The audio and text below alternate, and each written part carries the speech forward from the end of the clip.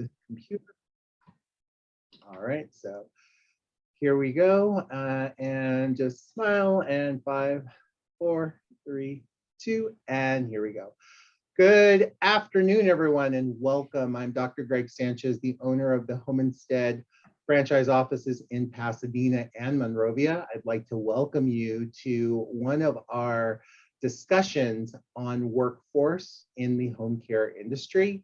I am here today with a special guest, Ms. Molly Carpenter, a gerontologist who works for Home Instead Home Office. Home Instead Senior Care, the way the network is designed, is basically a franchise. So I own 2 of the franchises, and Molly works at the home office that helps us navigate the challenges of, working in this space. So Molly is someone who is very well versed in workforce and caregiving. So I'll give you a little bit of background about Molly, and then what we're going to do is go ahead and touch base on some of the key points that you guys brought up in some of the questions that you presented to us online.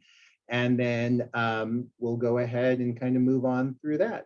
Just so that you know, Home Instead Senior Care provides non-medical in-home care to seniors where they reside. So we work with families, seniors, and special needs clients here in our Pasadena and Monrovia areas. And if you'd like more information about either becoming a caregiver for Home Instead, or if you're looking to discuss services for your loved one, please call us at 626-486-0800. That is the Home Instead number for the Pasadena office. Or you can feel free to call the Monrovia office at 626-599-2310. Either way, you'll get to one of us. So with that said, I'd like to introduce Ms. Molly Carpenter. She is the Director of Workforce Development here at Home Instead Corporate. Molly is an author, speaker, trainer, and a family caregiver, and brings years of personal and professional senior care experience and training to family navigating aging and chronic conditions such as dementia. Her passion for work with older adults started early as a high school student working in an adult day program, and continues in her professional career. Her professional experience includes working in skilled nursing facilities, adult day centers, and a continuum of care communities. In her current role as a workforce director, Molly works with a team responsible for ensuring that Home Instead's network of 60,000 caregivers worldwide have the resources necessary to effectively provide quality care in the home and understand the importance of their work enhancing the lives of those they serve. Molly holds a bachelor's degree in family sciences with a gerontology specialization from the University of Nebraska-Lincoln, and a master's degree in education with a gerontology specialization from the University of Nebraska at Omaha, and a second master's degree in social gerontology, also from UNO. Her personal relationships with her grandmothers have further inspired her career. So I want to welcome Molly. Thank you so much for joining us today here at our talk. And we're just going to hit the ground running. So one of the things that we want to emphasize here is, as you saw in the advertisement for this talk, is home care is a very dynamic industry. It is recession-proof, it's pandemic-proof. I can tell you right now that we do not have enough caregivers in our network, or even in my offices, to go ahead and support the level of care that's needed within our community. And even with hundreds of competitors out there, we still see a significant caregiver shortage. So I'm going to kick it over to Molly to kind of share some of the national trends on caregiver and personal attendant hiring. Now, just so that we have some background, caregivers are basically home care aides, as we define them by the state of California Department of Social Services. Under that umbrella, we have what's called a personal care attendant, and it focuses a little bit more on higher level skills. So with that said, I'll kick it over to Molly and have her share some of the national trends. Thanks, Greg. And I'm so excited to be here. And thank you for having me. Hello, everybody. I do want to start with the need because, like you said, it's good to sort of understand why we're all sort of struggling to find this workforce. And that's because of our aging boom, right? We have so many Americans age 65 and older. It's projected to double. So if you think about in 2014, the number was around 46 million, and it's projected to more than double by 2060, which would be 98 million people over 65. And those aged 85 and older are going to triple from 6 million in 2015 to nearly 20 million in 2060. So we have a huge, I know it's a little frightening almost, right? And I think, as people are living longer, they are going to need help. There are functional limitations. As you get older, some of those things increase. And according to our Congressional Budget Office in 2013, an average of 1/3 of those people that are 65 and older reported some of those functional limitations, whether that's a mobility issue or whatever. And then 2/3 of the people 85 and older had a functional limitation. So how are we going to care for these people? Well, it's our caregivers, it's our workforce, it's our personal care aides. But here's the exciting thing, or the great news, is that we currently have about 4.6 million direct care workers, and those workers are in nursing homes, they're home care aides, they work in a range of settings, right? 2.4 of those are in home care.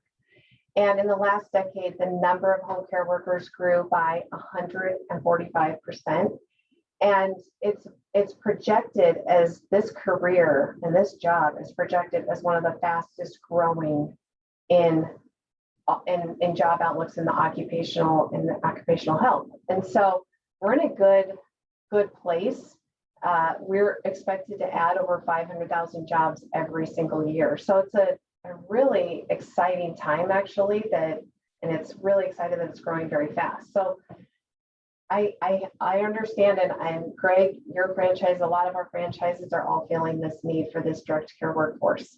Oh, absolutely. It's amazing the amount of growth. I mean, I think about, I am still blessed to have my 96-year-old grandmother with me, and I'm her family caregiver. And yet down the ways, I've got my mom, don't get mad at me, 70-something-year-old mother who, still is very active, but, give it a few years and she may start to need some assistance as well. So that's just perpetuating the challenge over, so we see that growth of aging, whether it be, in our families or in our communities, or our actors. I mean, James Caan is like in his 70s, William Shatner's in his 90s, my God. So, those people that we grew up with, it's definitely apparent. So what I'd like to go and kind of add on to what Molly was referring to, more nuanced here in California. So in February of 2019, the California Future Health Workforce Commission published a study about the state's future healthcare needs. And that report not only highlighted home care and the impact to seniors, but I mean, just the looming workforce crisis in healthcare overall, and basically said that by 2029, there's going to be a shortfall specifically for home care aides of 600,000 in California alone. So Molly's talking about almost 600,000 every year that's needed to support the workforce. We're seeing just in California alone, it's 2021 now, in the next 8 years, we're going to need about 600,000 just in California.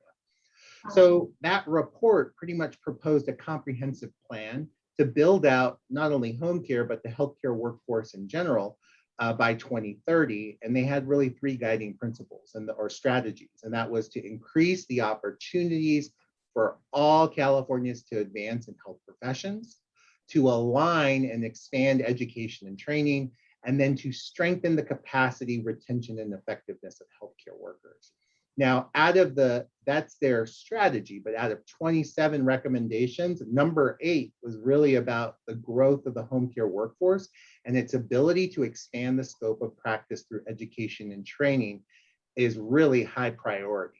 So not only are we seeing the growth within this sector, but the potential to go ahead and expand the scope of work that home care aides are currently doing. And I know that in several other states, Oregon, Pennsylvania, have that capability of where home care aides are learning skills that are kind of mid-range between what they do and what a licensed vocational nurse would do, LVN. But we're not there here in California, but this workforce study has definitely indicated that that's the rate. So not only do we have a career path that is very high in demand, and since we don't have robots to do this job yet, so you aren't going to see any kind of automation to it, but you also have growth opportunity that not only that organizations like Home Instead are talking about, but the state of California has recognized. So it's really important. So that's the reason why we're having this conversation. So for those of you who are interested in a career where, again, you have some stability, you have growth opportunity, home care is a place to consider. Now, moving to the next step. So it's like, okay, I'm thinking to myself, do I need is this even for me? Let's go ahead and talk specifically about some of the characteristics that make you a potential good caregiver candidate. So Molly, I'm going to kick it back to you to kind of just focus on the personal characteristics that a superstar caregiver or home care aide would exhibit. Great, thank you. Yes, so there's a lot of characteristics, and you know, working for Home Instead for almost 15 years, you start to sort of learn really what some of the great characteristics that our star caregivers have. And one of those I would say is initiative. And an initiative around being able to problem solve or look for solutions, and someone who sort of jumps in and takes the lead on things, doesn't wait for things to happen to them. It's a really important trait, and it's a great skill, and it's even something like, it is a skill. There's some skill to it that you can even learn being a caregiver. So as long as you've got that, you know, excitedness, and you're curious, and you're interested in problem solving, this could be a great career for you. Another one that we talk about a lot is adaptability. You know, the thing about the population we serve is there's an aging process happening to a senior, to an aging adult, and it's ongoing, and it's an ongoing decline, actually. And so we have to be ready for changes. We have to be flexible to the individual's needs, and we have to sometimes adjust pretty quickly and into different care situations, and even sort of anticipating needs. And that kind of goes back to that problem solving. But when you become a caregiver, you're a caregiver. That's one of those natural things that even starts to occur too. And then the other big trait I think about a lot is sort of your service attitude or compassion. You know, it's the classic golden rule. We talk about it all the time. You know, how you treat others is how you want to be treated. And when you think about this population, dignity and respect should be top of mind and top of heart when we're serving this type of a population, right? So again, being positive, being proactive, maybe sometimes turning a negative or a tough situation to a positive one. This sort of compassionate, I call it a service attitude, is really, it's key to being a caregiver, and probably being a successful caregiver even. I mean, people can be caregivers, but when you have this, you are just one of our rock star, superstar caregivers. Yeah. And Greg, I know you've got some traits you want to talk about too, like more of the professional type of traits too. Let's talk about those as well. Absolutely. I think when we narrow it down to some of the professional characteristics that we're looking for, it's really kind of aligns with some of the personal traits, but basically the willingness to learn. Okay, one's ability to pick up new skills and to accurately apply them. Key thing, accurately apply them. That not only opens doors for, you know, professional growth and development, but it also provides you with ample more opportunity on taking on more challenging cases, and ultimately, you know, reaping the benefit of not only that advancing yourself, but also in some cases being able to go ahead and get a higher hourly wage because you're utilizing a higher level skill set.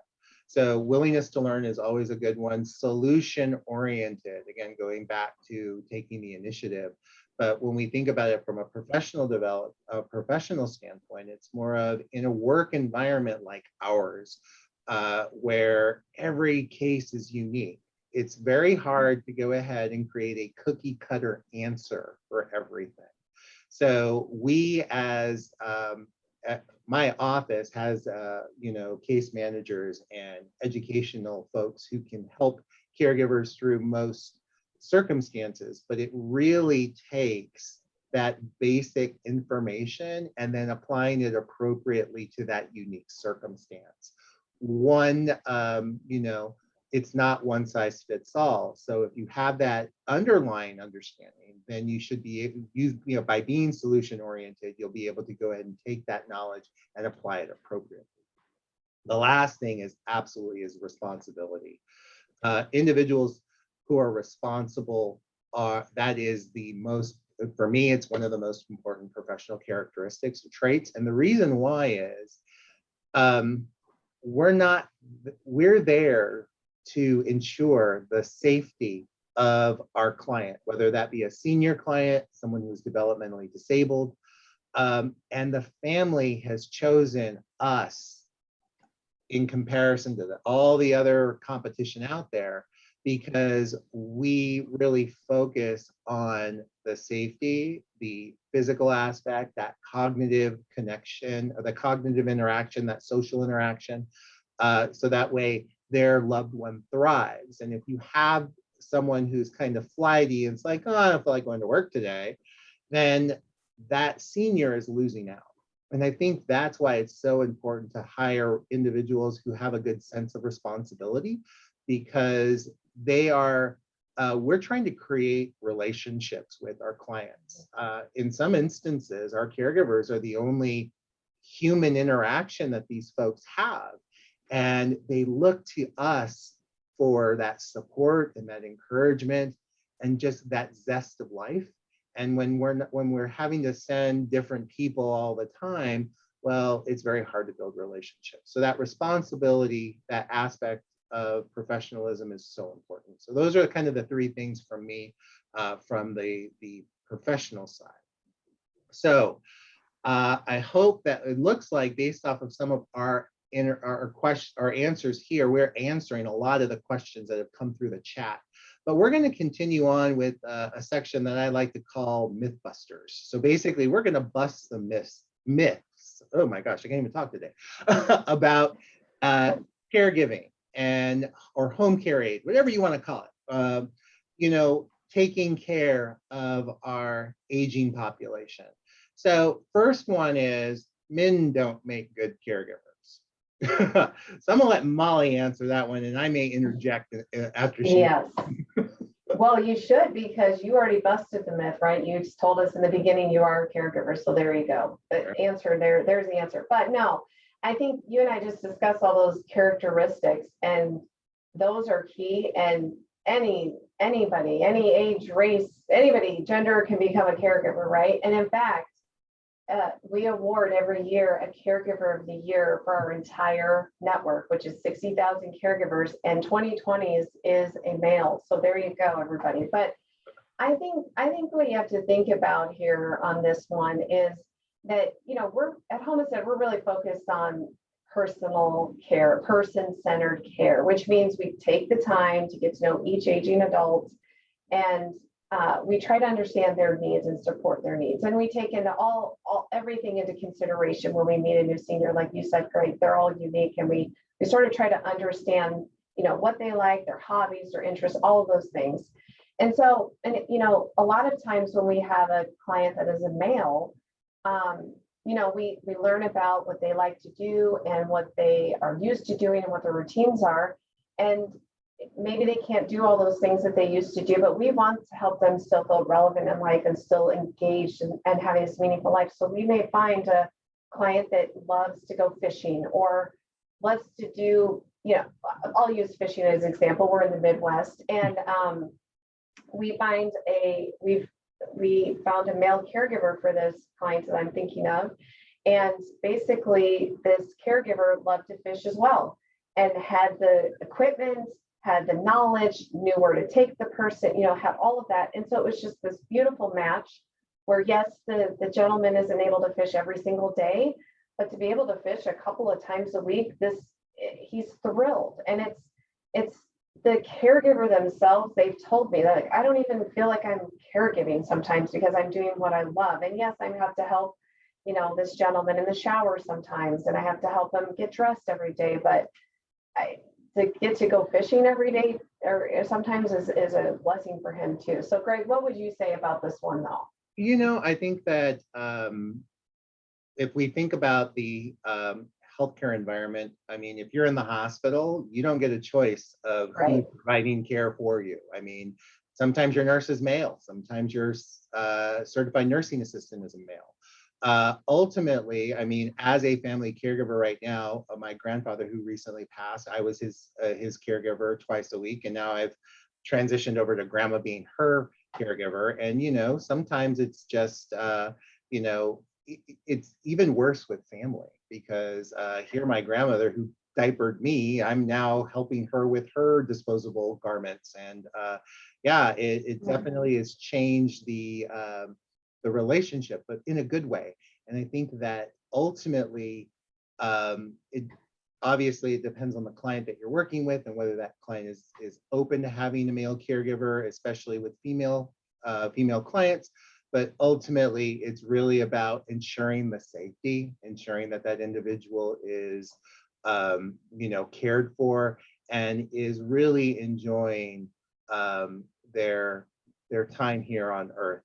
Because I mean, that's really what it's about, is that ensuring quality of life as we age. So yeah, whether male, female, doesn't matter. But I think ultimately, yeah, guys can be just as good at caregivers as women. So break it down. Exactly. Yes. So Molly, let's go. So that's myth number one. Hopefully it's been busted. Let's move on to one that is something that I hear a lot about, which is that caregiving or home care aides, that's just a dead-end job. So I'm gonna let you go ahead and start busting that myth, and I'll follow suit afterwards. I love to bust this myth because it couldn't be further from reality. I just want to, you know, say that caregiving is one of those foundational jobs. You know, it allows you to experience the impact of offering care and support to another person. It's sort of, you're doing what you're supposed to do on this planet and serve others and care for others and understand the impact you have on others. But there's so many skills and things that you learn being a caregiver that translate to any setting in your life. So for example, I think about what we've said earlier, Greg said earlier, we are building relationships with different people. Guess what? You're going to have to build relationships your entire life with people to have jobs and to have relationships and all those types of things, right? You learn how to problem solve and think critically. You're reminded of how important it is to treat others with dignity and respect, which is huge and can be translated in any situation. And then you learn, we've talked about it, you learn how to get to know people and their uniqueness and understand those unique things about them, which, you know, brings you closer and it gives you perspective. It's just one of those skills that maybe, you know, sometimes we aren't 100% in tune to, but if we can start to really understand a person, where they come from, boy, just opens the doors. And then another thing you learn being a caregiver, a big skill, is this sort of planning or time management. And so when I think about it being a dead-end job, I can't even tell you how further from the truth I think that is. I think this job gives you so many gifts, so many skills, so much knowledge for your life, how to do your personal life and how to do a career and everything in your future. So I think it's one of those I wish there was a way, Greg, that everybody had to be a caregiver at least for a year or two in their life. Oh, yeah. Because I think everything that they would learn they would constantly reflect back on, well, when I was a caregiver, I learned this, or I knew how to do this, or I figured this. I mean, I can't say enough about. As an adjunct faculty at Pasadena City College, one of the things that we look at is basically, the interactions with the students. And what I've noticed, especially during the pandemic right now, is we lost a lot of that interaction that we had with students. And they really need it because they lost, I don't know about you, but a lot of folks who are in their mid-20s and younger have lost that ability to have those soft skills. Yes. The ability to go ahead and engage directly, because what are we doing? We're on these things all the time now. Yes. So that's what caregiving does. Caregiving provides you with a foundational understanding of how to engage with people and how to be interactive. And unless you are working as an IT, even as an IT technician, you still have to talk to people. You still have to be able to go ahead and identify what their challenges are and help them fix it. There are very few jobs where you are no longer working with people. So again, to your point, Molly, yes, foundational work. And it's even better is that, like, moms are probably the greatest caregivers. Why? Because they're doing it for their kids. They know time management. If I don't get my kid in the car by this time, I'm not going to get them to school. I'm not going to get my other kid to whatever program they're in and get myself to work on time. So talk about leveraging what you already know and applying it to a career where there's growth. Caregiving is where it's at. Yeah, absolutely is. And the other thing about this job is it really doesn't require a big degree in college courses. Now it could lead to that. People might realize that they want to serve, and that's their, what they want to do on this earth, and they might go into a different profession and lead to classes. But there is a career path here, though, Greg, right? Why don't you tell us about the career path that you guys have in your office? Yeah, so when I think about, we talked about it earlier, it's one of the fastest growing industries in the world. Let's just be honest. There's aging adults everywhere. It's not just the US. But let's use Home Instead as the example. Home Instead was founded 25 years ago, and it was basically the first home care model. The home care business model didn't even exist over 25 years ago. Looking at it now, in San Gabriel Valley alone, there are 200 companies that are either providing home care services specifically, or they have home care as part of their overall service menu. So we've gone in just 25 years alone from Home Instead being the only one now to all these different agencies. And when we think about home care agencies, it's not just, obviously the caregiver. The home care aide is one of the key components of that, but you can't have caregiving without administrative staff. So from a career path perspective, you have opportunities, especially like in my office, 6 of our former caregivers have now moved into administrative positions, whether it be, we have a couple that were administrative assistants, recruiters and human resources, scheduling, case management. I mean, so there is growth even within the industry to move from a caregiver role into more of an administrative role. And if I recall correctly, Molly, I was reading something on our Home Instead hub that one particular Home Instead franchise office has an HR director who started off as a caregiver. Yes. So, I mean, hello, going from caregiving all the way up into a leadership position, that's pretty incredible to think about. So there are tons of growth opportunities within this industry. Absolutely. You're exactly right. We have, I don't know how many off the top of my head, maybe a dozen franchise owners, even that far up, that have started out as a caregiver and have just loved it and have taken 10 or so years to come up and become a franchise owner. So I think it's it's a job that can lead to a career. It can definitely be a very fruitful career in the future as well. Oh, absolutely. So to me, myth busted, gone. There we go. All right. So we're going to get into another, it's not, I wouldn't, yeah, let's just get there because everyone, this is one of the hot topic button things is, one of the things that came out from the chat is talking about, well, home care aides, people who work with seniors, they're basically being exploited. They don't make as much. They're underpaid. They're under respected, and let's just be honest. In any career field that we go into, whether it's home care, whether it's the hospital, whether it's IT, whatever it is, you will always have employers that are fair and do their best to work with their employees. And then you have others that have other priorities. And it's unfortunate, but that some of my peers in the home care industry are this way. But we need to be thinking about kind of understanding an organization before we move into it. So it's like we always go ahead and kick the tires on a new car when we buy it. We need to do our due diligence when we're evaluating the type of organization we want to work for. And I think that is, people used to be desperate. Oh my God, I need a job. I'm just going to go apply all these places. Back in the we'll go even to the 90s or the early 2000s. I mean, you didn't really have a lot of resources to go ahead and provide you with reviews of how employers treated their employees.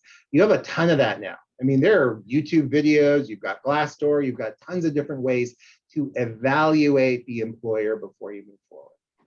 So I'm going to go ahead and switch gears a little bit because I want you to think about an example. I have some caregivers who are, who they love taking overtime, and then some caregivers that don't.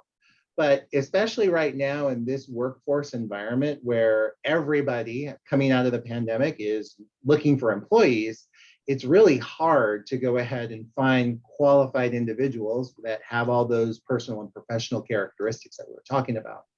So what I want to do is kind of give you an example, and then we're going to talk a little bit about it. So, and it really has to do with balancing the needs of our clients, our senior clients, and the needs of our employees. So I want you to just kind of open your minds and let's think about this. So here's an example. I have a client who has cognitive impairment, could be dementia, could be Alzheimer's. And that person can't be left alone and does not function well with new people coming in and out every day. Okay? They need that stability because they're already dealing with the fact that they're forgetting who they are, forgetting their environment, forgetting their loved ones.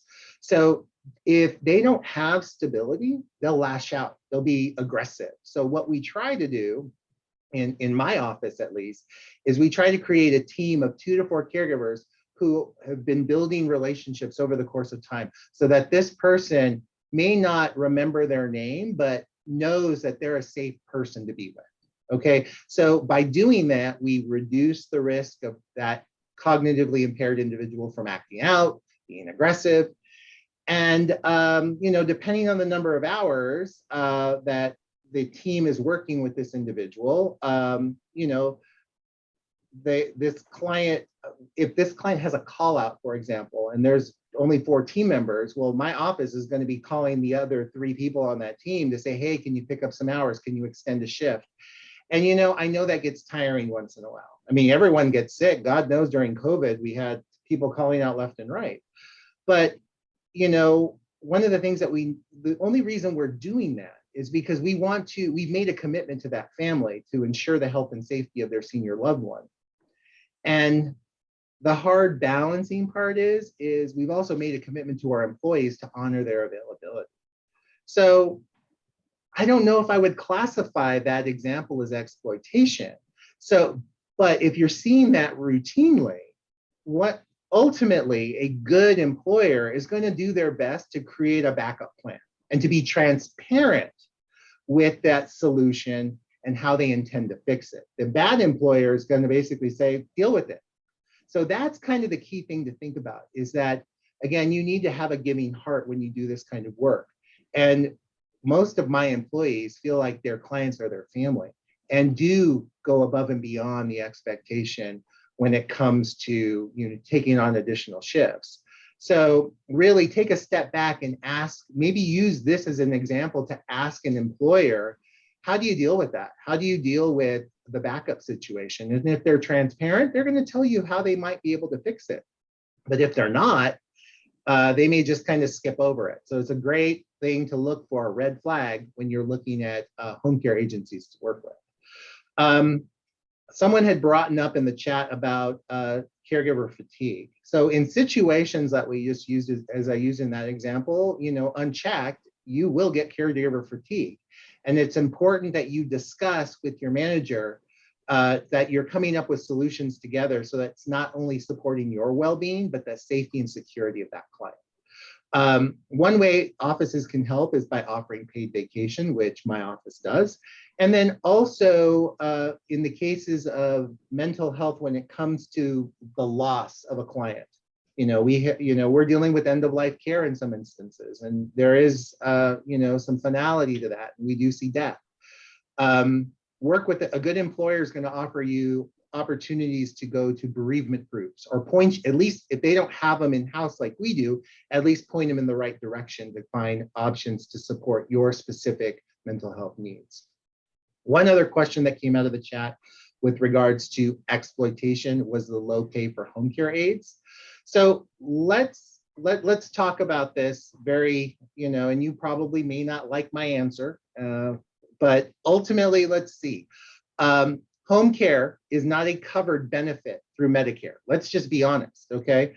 These clients, our clients that we work with, pay out of pocket for home care services. So as a result, your wages are tied to the ability of a client to pay their hourly rate.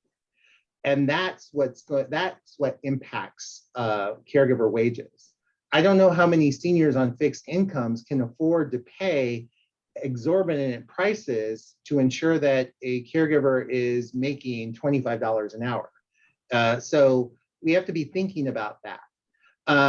As an owner of an agency, I have to worry about your workers' comp insurance because it's a requirement in the state of California to have it. I need to worry about liability insurance.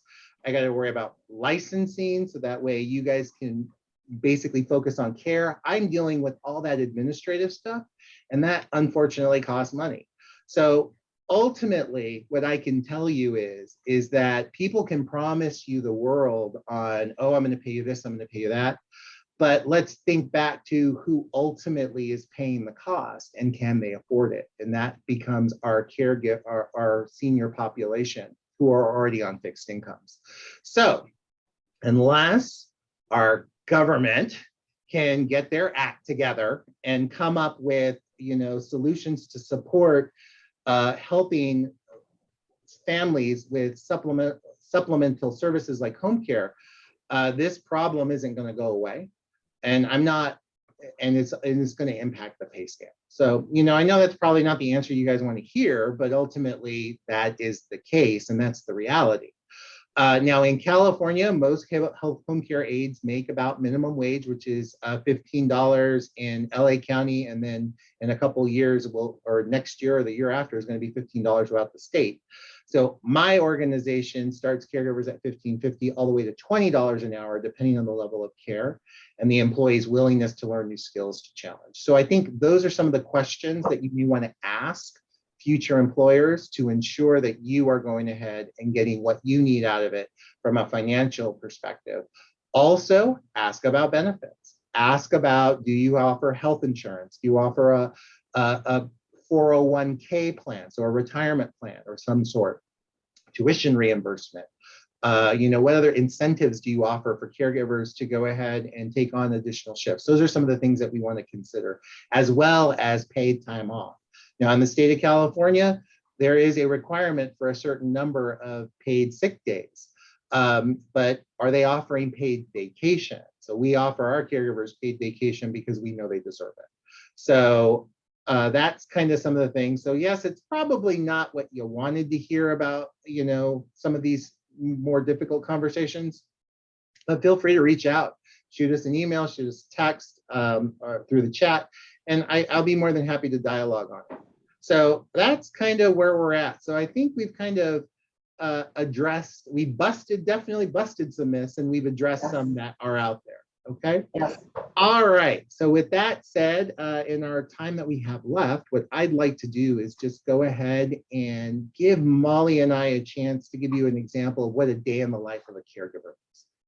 So Molly, I'm going to let you go first, and then I'll kind of touch on an example that I have.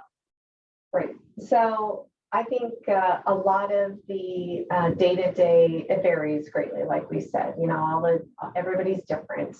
And there can be some consistent activities though that you do every day, like helping somebody get dressed or making a meal, those kind of things. There can be outings like we talked about, there could be doctor's appointments, all those types of things. But I think what I really want to reiterate here with an example is just how those things may seem like not that exciting or kind of mundane. They can get, routine, but they're crucial to this person's overall health, bottom line, right?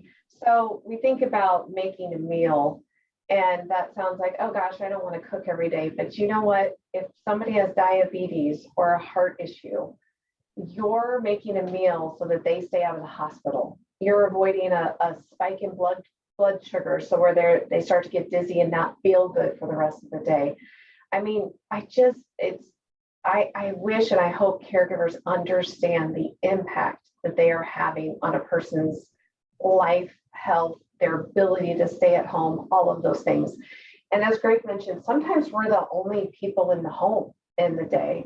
And so you've got to even think about this whole loneliness and isolation factor. So you think about during the pandemic, we were all got a little isolated and not with our normal people all the time and talking the same way we used to talk. That's every day. The pandemic to me highlighted what it feels like to be a senior at home in their later years, maybe declining a little bit. That's what they face every day. So having a caregiver come in every day helps prevent their loneliness, helps them not feel so isolated, encourages them to still talk and be relevant into the world, into their life. I mean, think about if you learned a lesson during the pandemic or during quarantining, that's a big lesson we learned. So I've got so many stories and ideas, examples from where caregivers have, actually saved lives, and in very dramatic fashion, but even over time fashion. So one example that I would give, like a day in the life, is a caregiver's caring for somebody who it's more one of those diabetic situations, but also had some other limitations in the home. And basically, it was a gradual thing that happened over time. So that, yes, this caregiver made meal. She was there at lunchtime always, so made the lunchtime meal. She would get some dinner ready. She would do some grocery shopping, but she wasn't in charge of all the grocery shopping. She, would do companion, talk to the person, do all those kind of fun things every day. But what she started to notice was every day the senior seemed a little off. Something just didn't seem right. And she's like, well, geez, I cooked the same meal type of thing, she had plenty of water, she did this, that, and the other. And so next day, again, something's just not, she's a little confused, she seems a little spacey, something's not right. And so finally day 3 kind of hits, and she's like, okay, something's not right. So she had alerted, of course, the franchise office that, something's going on. And they said, just keep watching. When you go back tomorrow, call us the next day when you're done, or we're going to call you during the shift to make sure everything's okay. And she started to ask the client some different questions, like, oh, did you watch Wheel of Fortune last night? No, I missed it. Okay, that's weird because she loved Wheel of Fortune, So she started to do all this kind of problem solving detective work, and come to find out, she had not been eating the meal that the caregiver had prepared for the dinner meal consistently. She had missed a couple of meals and supplemented it with something else that was not good for her. And so the caregiver calls the office when she realizes this and said, I think there's something going on at the dinner meal with the with, she's not maybe eating what I prepared and she acted like she had something totally different. So the nurse comes out, they check her blood sugar, and sure enough, her blood sugar's way off. That was the concern, called the family. Family's like, we need you there at mealtime at dinner now too. So this caregiver literally probably saved her life, because a few more days, Yeah. she was going to get in serious, serious trouble. And so I know that's a pretty dramatic example, but I just want to reiterate how there's these things you do every day when you're caring for somebody, but they're so important when it comes to aging, and they make such an impact when we're not there in the home all the time. So literally caregivers are saving lives. Period. I mean, that's all I got to say about it. No, I agree with you wholeheartedly. I think that there's a lot of things that we as able-bodied individuals take for granted. Yes. Yes. So first thing that I do as my grandmother's family caregiver is I go wash dishes, because her arthritis in her hands is so bad, she can't really grasp anymore. And I don't know how many dishes she's broken over the course of time because she was being stubborn. And all we need to do is have her cut her hand. And, especially if maybe not my grandmother, but someone who might be on a blood thinner, cut their hand, and next thing you know, they're bleeding, and that could become a life-threatening issue.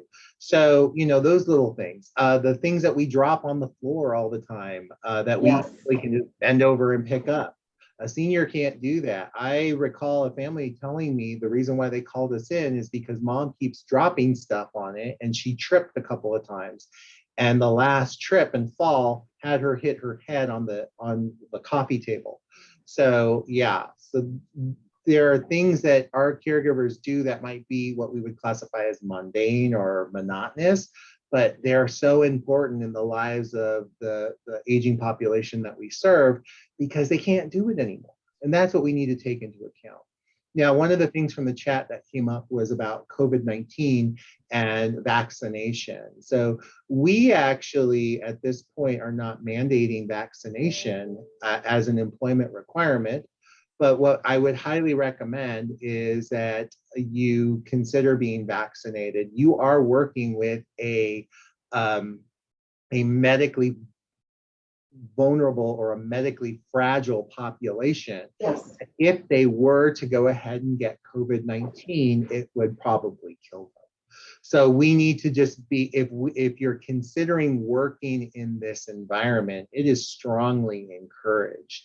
Now, I talked earlier about we provide care to wherever the senior resides. Now, some of our senior populations reside in congregate living facilities. At this point in time, caregivers who are not vaccinated do not work in those areas, because now in California, effective early next month, the law clearly states that if you work in a congregate living facility, whether you work for that facility or you are subcontracted to come in, then you are required to go ahead and be vaccinated.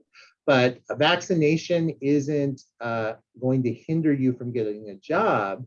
But if we think about our moral responsibility to a vulnerable population, it just makes sense. So something to consider as you are moving forward in considering home care. But if we think about it,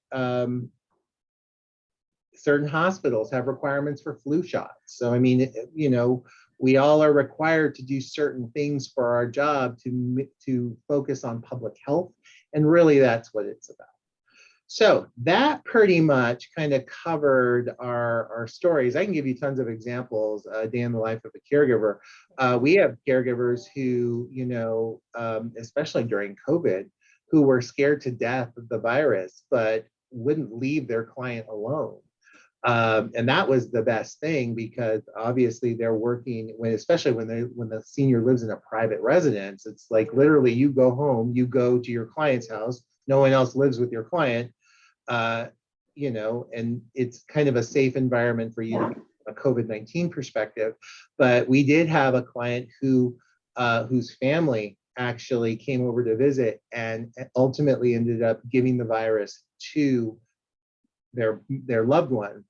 And when the caregivers found out about it, they sealed up They said, what do we need to do to help her? We can't leave her alone. And we provided them full PPE. We gave them all the appropriate training. And none of those caregivers in that particular example got COVID-19 because they worked with this particular client. So, you know, we talk about the resilience of folks in this industry. That's just an example of how connected they are to their clients. And that's what we look for in our employees.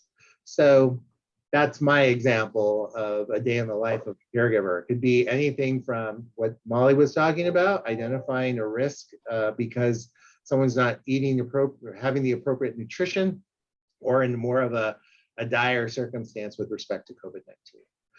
All right, so last section that we're going to talk about before we end our conversation today is, do I apply with an agency or do I go it alone? And by going alone, being a private caregiver. So Molly, I'm going to let you talk about the agency side, and then I will touch base on what it is about being a private home care aide in the state of California. Yeah, I think there's a lot of great benefits, of course, working for an agency.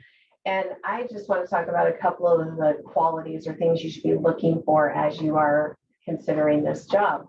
And the thing about, you know, like Greg said, there's a lot of different agencies. So you really have to think about when you walk in and you do some interviewing, you know, you have to look at some of these different things. So at Home Instead, one of our major goals is we really want you to feel a sense of belonging to our team, to our mission, and to the larger community that we're serving.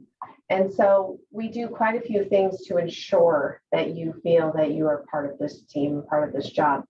And I think a big one is really setting you up for success.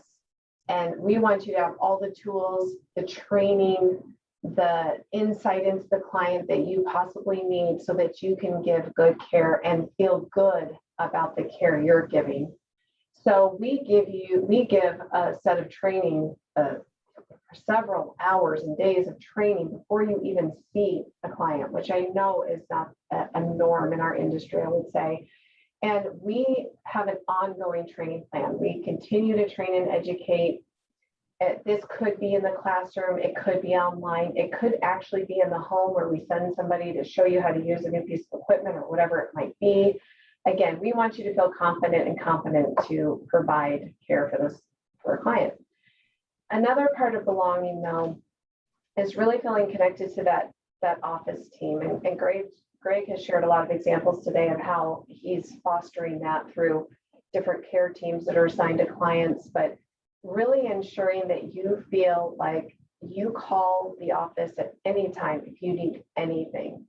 Even if it's just like Greg said, he didn't have a great day, I want to talk, or if it's, I need additional training, or I want to tell you about this client, or vice versa, that the office calls a caregiver to tell about the client. You're remote workers, you're in the home, and yes, you get to come to the office for lots of different fun things and to see us, but ultimately you're out in the field. So we try to connect with you in any way, whether that's even a phone call, a text message, an email, a video call, whatever it could be.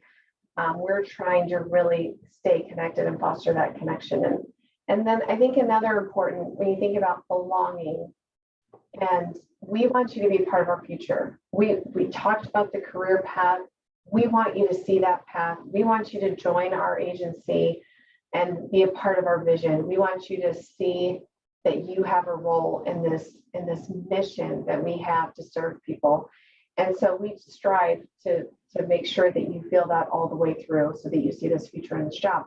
I think that's a really important thing to consider as you look at other agencies. It's not fun to keep changing jobs and keep finding other places. So I think if you put on this lens of, you know, do I see a future? Do I feel connected? Are they setting me up for success and meeting all my safety needs? You know, those are very, very important. And I think, Greg, as you talk about what it means going alone, I think that's going to highlight some of the other advantages of working for an agency. So I'll let you comment on, you know, the whole, what does it mean to be a private caregiver? Yeah, I think that right there is the you hit a lot of the key differences. Is basically the private duty caregiver out in the field working on their own. there's lots of risks associated with it. One is that you don't have the support that you need. You may not have the appropriate resources. We can always, I mean, someone who is solution oriented obviously will Google or, YouTube a video on how to use a Hoyer lift or something like that. But there is also the concern that you are going to go beyond your scope. I know that there are a lot of private home care aides who are dealing with medication, injections, things like that, things that we are not trained for. And according to the state of California, we shouldn't be doing as non-licensed medical professionals. So those are some of the things you have to be careful for, because God forbid you inadvertently overdose someone, you're on the line for it. And that's not a good thing. So not having that structure associated with clearly defined roles and responsibilities, that's a big challenge. Some of the other things that we want to talk about is when we were talking about the overall structure of a client rate and some of those insurance things. Well, as a caregiver working in an agency, you are covered from a liability insurance perspective. You're covered from a workers' compensation perspective. The agency is dealing with your pay and ensuring that you're paying appropriate payroll taxes, so on and so forth. You have to do all that on your own as a private caregiver. And one of the things that I worry about the most when we talk about exploitation happens a lot when you are doing it by yourself, because you don't feel like you have any recourse to go ahead and deal with some of these challenges. You strain your back working with the private client. Does that private client offer workers' comp? Because in essence, that private client is your employer and is responsible for providing you with workers' comp insurance, liability insurance. I can guarantee you 98% of those people do not do that. So you would have to go ahead and buy your own liability insurance and buy your own workers' compensation insurance should you have a work-related injury. If you're off for work because of a work-related injury, and if you don't have that insurance, who's going to pay you and allow you to get better while you're being compensated? If you're doing it alone, you're working through your pain and just exacerbating the problem. The other aspect is abuses when it comes to California labor code. So I'll give you a perfect example. Home Instead, our office does not provide live-in caregiving situations. And the reason why is because if you have a person who really needs you living there, then they're going to be asking for you all hours of the night. And someone who's not savvy in California labor code is going to basically say, oh, well, that's my job, I have to do it. Wrong. In the state of California, you are, as a live-in caregiver, you must be given your own bedroom. You must be given your own restroom. You must be given free access to the common spaces, including the kitchen. You must be given 8 hours of uninterrupted sleep. And if you're not, then it kicks it into overtime or double time or, things like that. If you try to sit there and have a conversation with a private client and say, well, I have to sleep through the night, and if you wake me up, you're going to be paying me overtime, they're going to look at you like you're crazy. But that is the rule and the laws within the state of California. And that's where so many people get abused. And that's where exploitation comes into play, is not being educated about your rights and the laws that support your rights. So these are some of the key disadvantages of going it alone. So I want to just make sure that you guys understand that. I'm not, obviously you do what you got to do, but just be smart about moving forward with it. All right. I think we're about at time.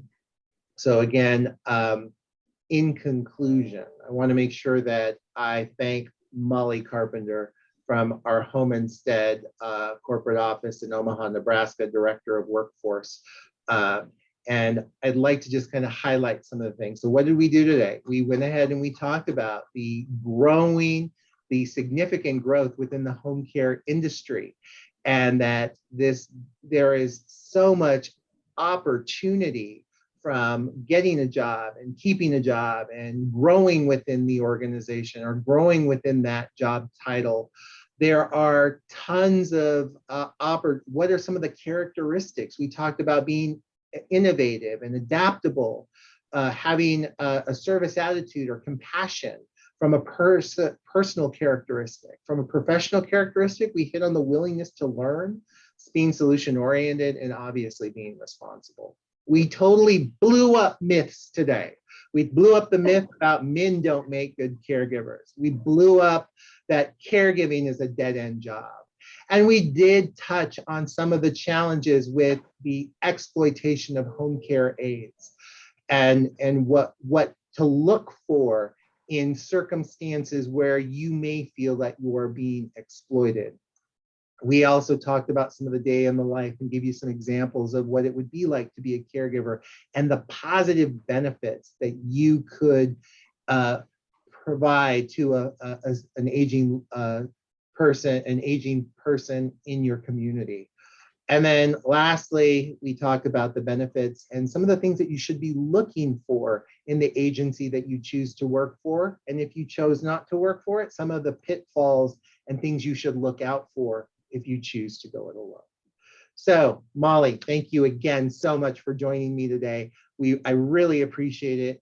And I hope that our audience got as much out of this as I did from you from a national perspective.